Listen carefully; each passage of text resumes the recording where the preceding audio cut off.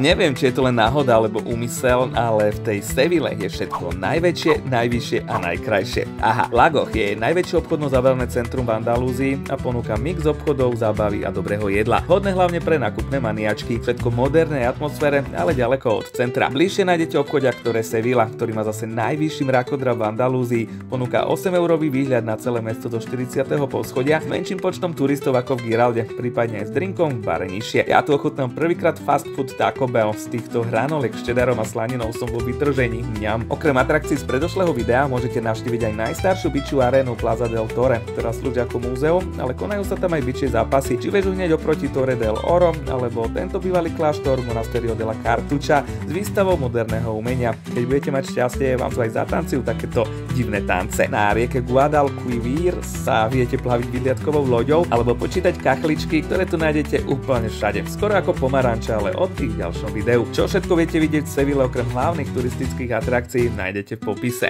Sledujte.